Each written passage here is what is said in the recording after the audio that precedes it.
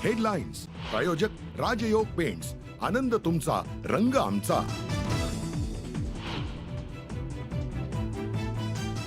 मुख्यमंत्री एकनाथ शिंदे नागपूर आणि भंडाऱ्याच्या दौऱ्यावर। नागपुरात 2 सभा तर भंडाऱ्यात नरेंद्र भोंडेकरांच्या प्रचारासाठी सभा।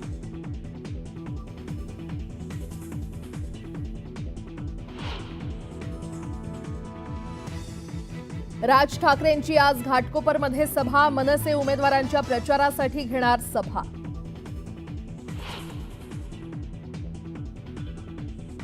नितीन गडकरी प्रचाराच्या मैदानात। 9 दिवसात घेणार राज्यात 50 सभा।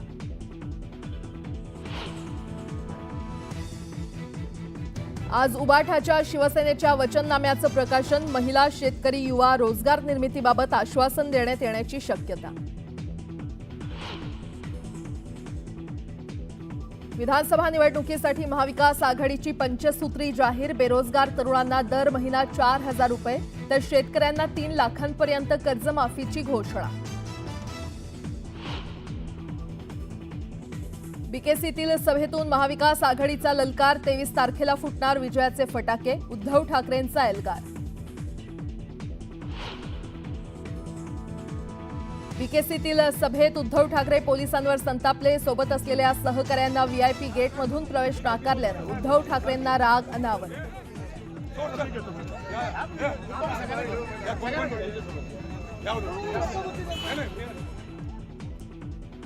शरद पवारांवर टीका करताना सदाभाऊंची जीभ घसरली। भान बाळगून टीका करत म्हणत अजित पवारांनी व्यक्त केला संताप।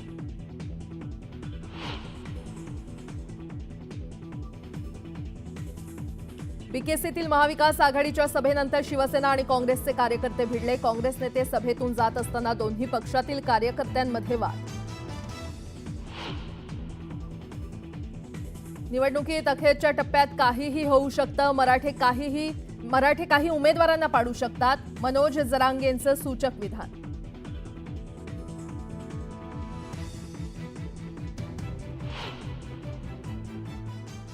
नमस्कार, सुप्रभात, गुड मॉर्निंग। मी प्राजक्ता तांडेल। तुम्ही पाहताय न्यूज 18 लोकमत।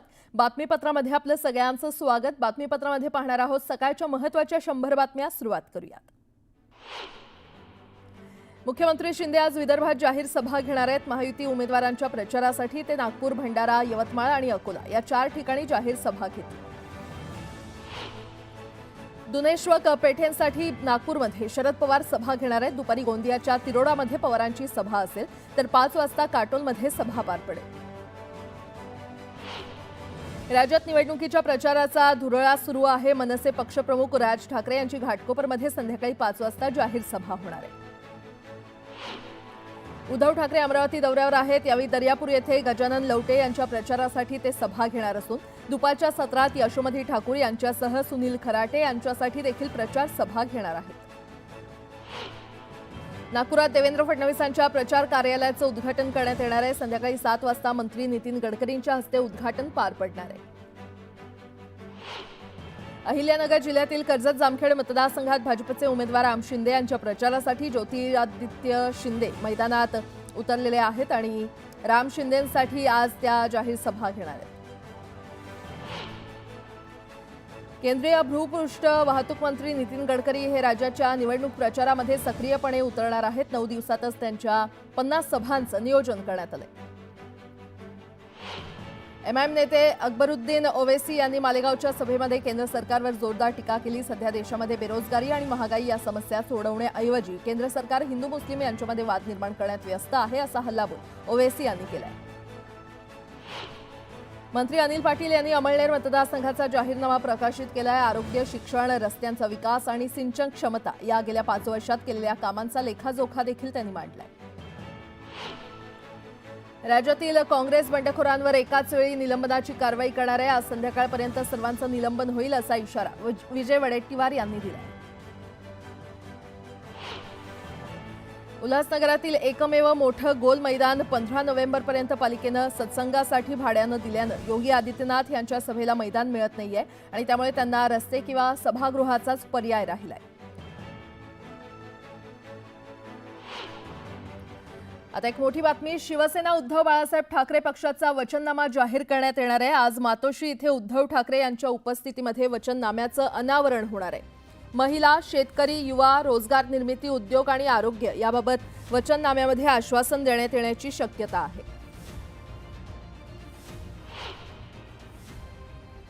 तर आपण पाहतोय आज उबाठा शिवसेनेचा वचननामा जाहीर होणार आहे आणि मातोश्री इथे या वचननाम्याचं अनावरण करण्यात येणार आहे।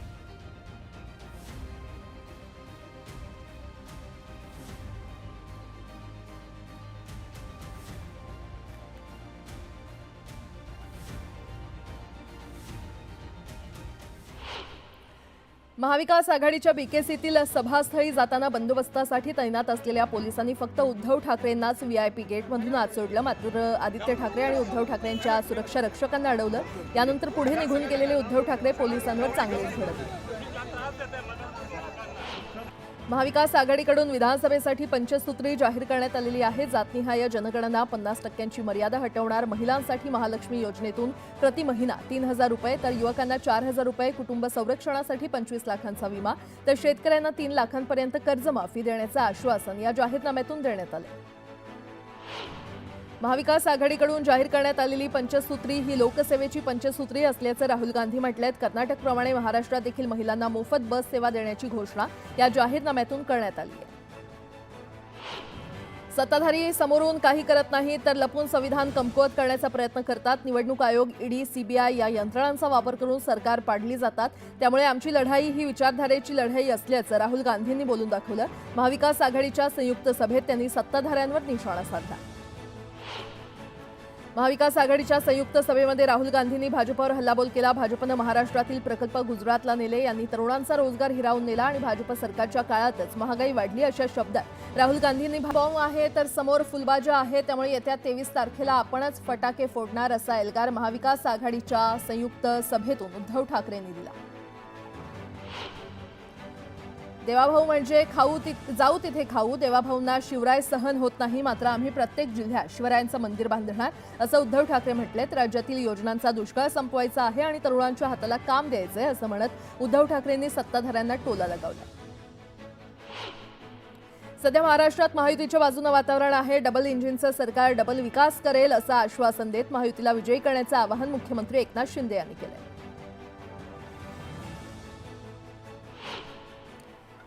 आता एक मोठी बातमी समोर येते। बीकेसीमध्ये महाविकास आघाडीतील नेत्यांची संयुक्त सभा पार पडली, तर दुसरीकडे सभा संपल्यानंतर काँग्रेस आणि उबाठाच्या कार्यकर्त्यांमध्ये फ्री स्टाईल हाणामारी झाली।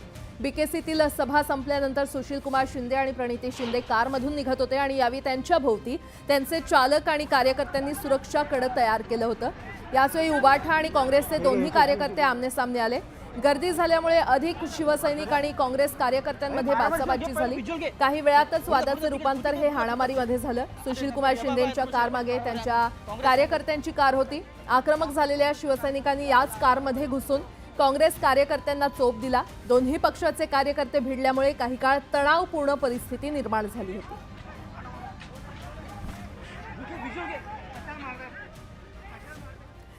संयम, कधीही न चिडणारे अशी ओळख असलेले उद्धव ठाकरे चांगलेच संतापलेले दिसले। महाविकास आघाडीच्या बीकेसीतील सभास्थळी जाताना बंदोबस्तासाठी तैनात असलेल्या पोलिसांनी फक्त उद्धव ठाकरेंनाच व्हीआयपी गेटमधून आत सोडलं। मात्र त्यांच्यासोबत आलेल्यांना पोलिसांनी रोखलं। सहकाऱ्यांसह सुरक्षा रक्षकांना आत सोडण्यास नकार दिल्यामुळे पुढे निघून गेलेले उद्धव ठाकरे माघारी आले आणि पोलिसांवर संतापले। आधी सगळ्यांना आत घ्या, कोण आहे तो, त्याचं नाव घ्या असं म्हणत उद्धव ठाकरेंनी पोलिसांना जाब विचारला। त्यानंतर पोलिसांनी आदित्य ठाकरे आणि इतर सुरक्षा रक्षकांना व्हीआयपी गेटमधून आत सोडलं।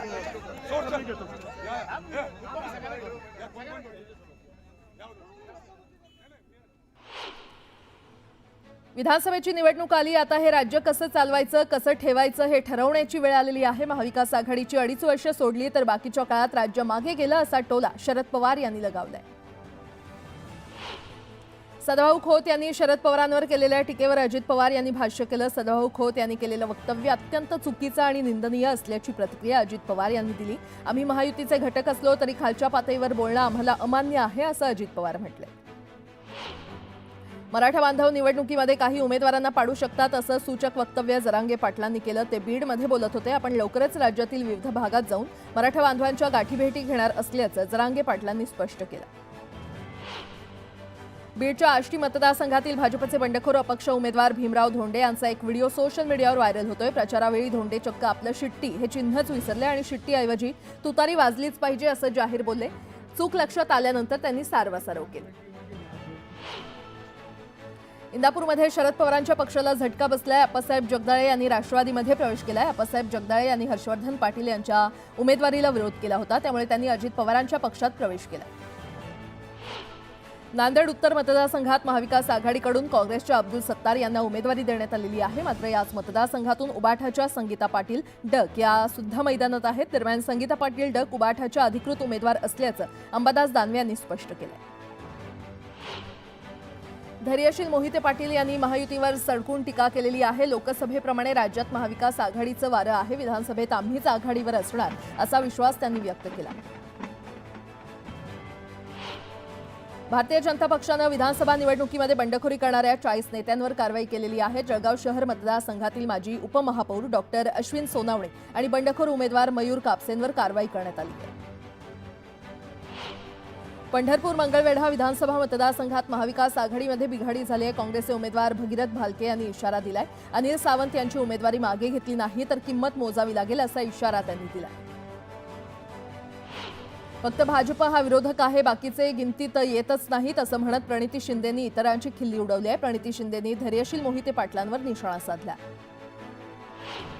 पुणे कॅन्टोन्मेंट बोर्ड विधानसभा मतदारसंघातील भाजपचे उमेदवार सुनील कांबळे यांच्या प्रचाराला काल सुरुवात झाली. सलग दुसऱ्या दिवशी त्यांनी पदयात्रा काढत मतदारांशी संवाद साधला.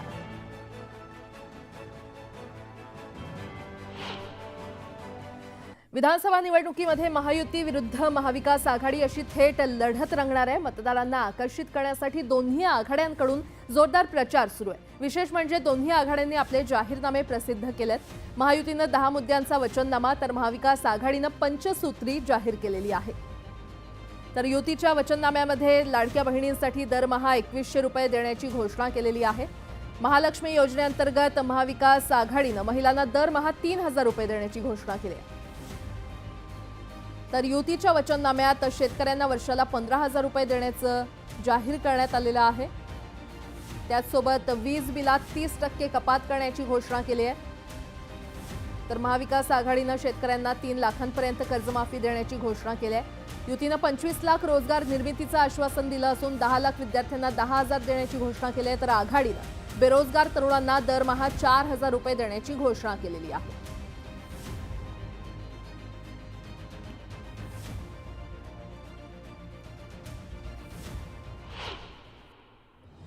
इंदापूर तालुक्यातील निमगाव केतकीमध्ये अजित पवारांची दत्तात्रय भरणेंसाठी प्रचार सभा झाली. यावेळी प्रचार सभेनंतर दत्तात्रय भरणेंना काही कार्यकर्त्यांनी वडापाव खाण्याचा आग्रह केला.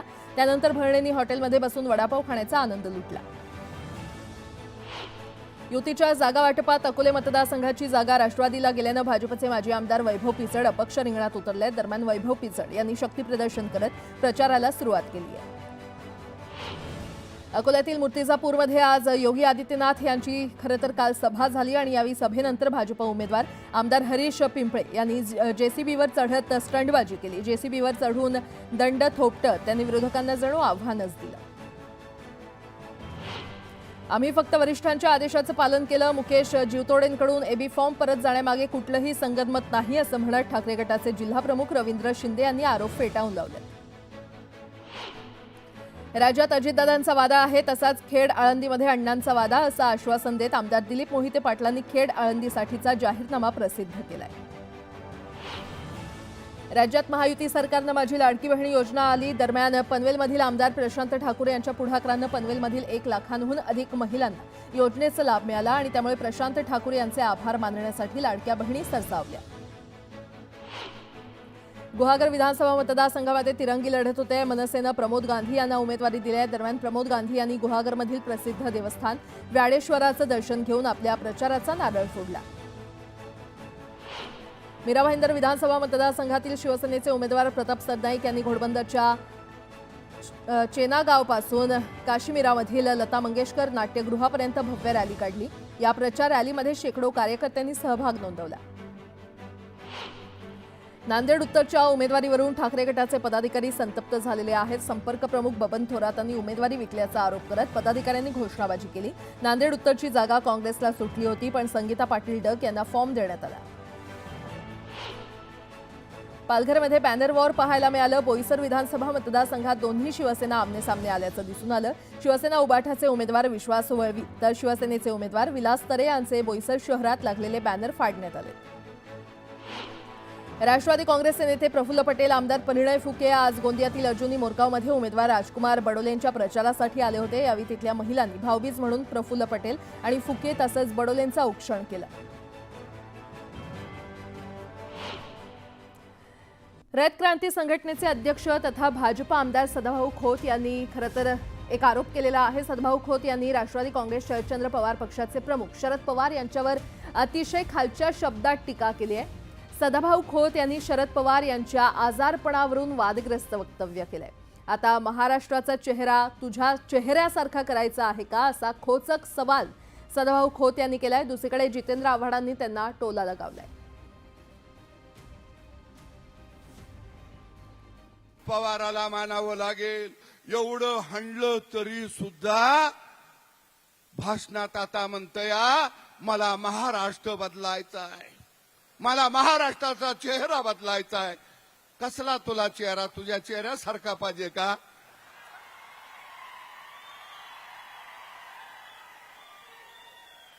तुला कसला चेहरा पाहिजे? एखाद्या माणसाबद्दल काय बोलतो ह्याची समज पण नाही का तुम्हाला? महाराष्ट्र घडवण्यामध्ये तुमचा 1% वाटा नाही, 100% वाटा त्यांचा आहे। त्यांच्या चेहऱ्यावरनं त्यांना बोलणं हे तुमची अक्कल शून्यता दाखवते। म्हणजे तुमची काल अक्कल फार धुळीला मिळाली आहे। यासोबतच इतरही काही महत्त्वाच्या बातम्या आपण पाहणार आहोत। तुर्तास एक छोटासा ब्रेक घेऊन लगेचच परत येतोय। पाहत रहा न्यूज 18 लोकमत।